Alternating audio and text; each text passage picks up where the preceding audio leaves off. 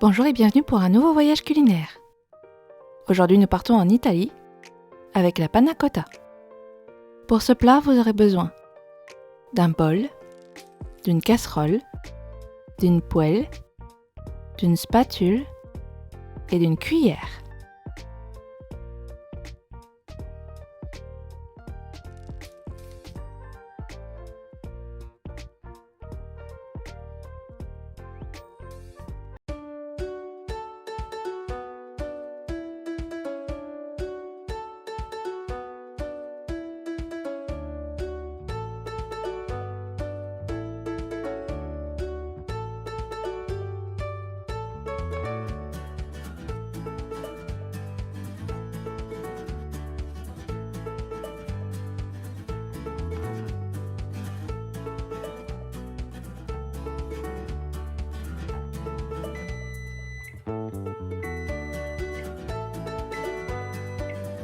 Pour ce plat, vous aurez besoin de 50 cl de crème liquide, 30 cl de lait, 70 g de sucre, un sachet de sucre vanillé, 5 feuilles de gélatine, 200 g de framboise, 40 g de sucre, 200 g de myrtille, 40 g de sucre et 125 g de fruits décoratifs.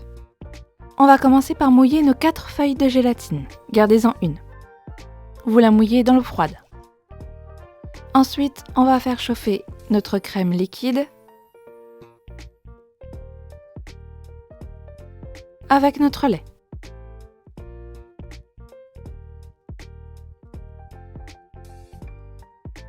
Et on y ajoute également le sucre vanillé et le sucre. Et vous faites chauffer le tout durant 5 minutes. Le temps que des petites bulles apparaissent, sans pour autant faire de mousse avec notre lait.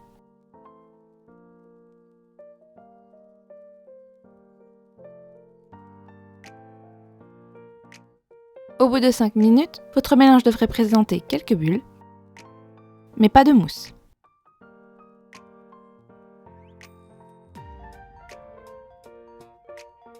On essore notre gélatine et on l'incorpore dans la crème. Normalement, avec 5 minutes de cuisson, elle devrait se dissoudre instantanément. Mélangez bien pour bien la répartir. Aussitôt, on la met dans nos verrines ou dans des bols. Ici, j'ai mis plusieurs cuillères, mais une seule cuillère suffit pour faire 6 desserts.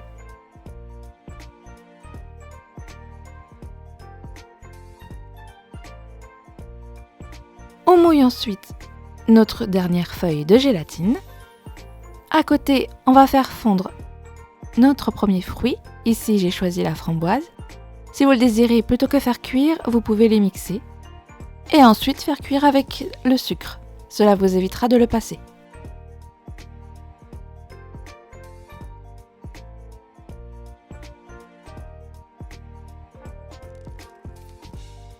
Au bout de 5 minutes, vos framboises devraient avoir réduit avec le sucre.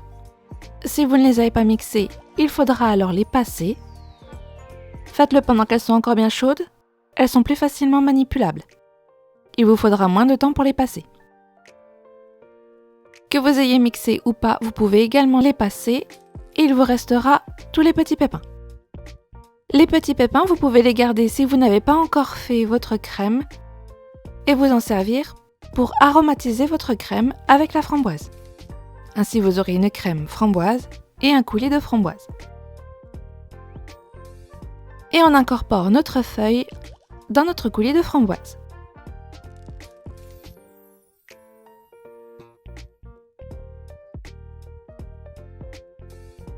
Entre-temps, on a mis notre crème au frais durant 30 minutes. On peut mettre par-dessus le coulis de framboise qu'on remet encore une fois 30 minutes au frais.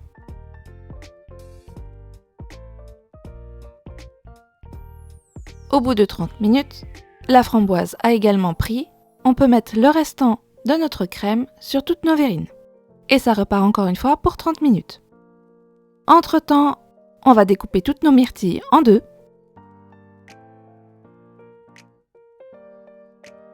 Et on va les faire cuire de la même manière que les framboises.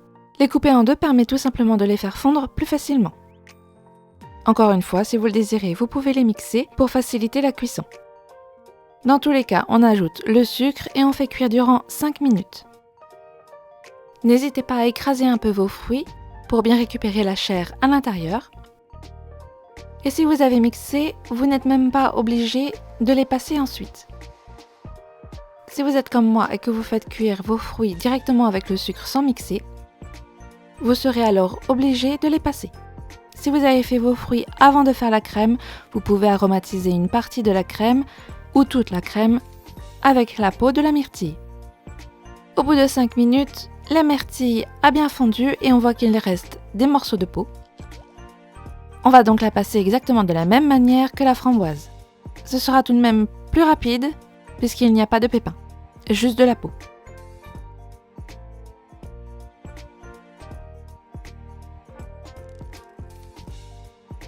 Et enfin, on met une dernière couche de myrtille sur nos panna cotta.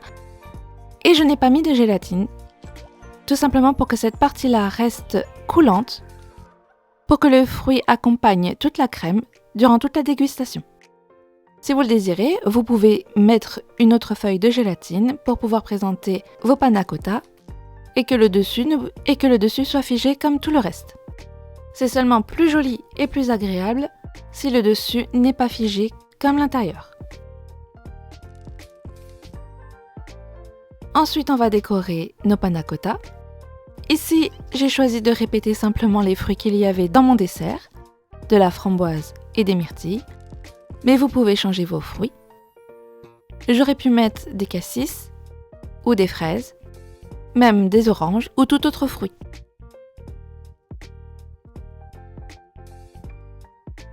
Pour les fruits de la panna cotta, à l'intérieur, c'est la même chose. Ici, j'ai mis de la framboise et de la myrtille, mais vous pouvez mettre tout autre fruit, rouge ou non. Attention toutefois à bien marier les goûts, puisqu'à la dégustation, tous les fruits vont se mélanger.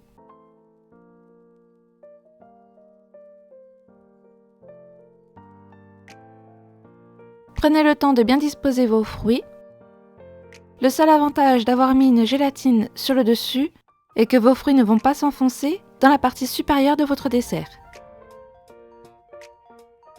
Si vos fruits sont assez gros et que la couche supérieure n'est pas trop épaisse, vous pouvez faire comme moi, ne pas mettre de gélatine et disposer vos fruits qui vont tremper légèrement dans le coulis.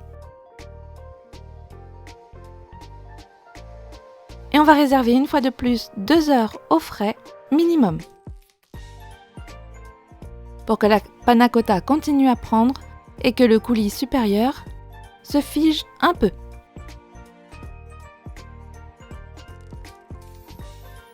Et voilà, vos panna cotta sont prêtes.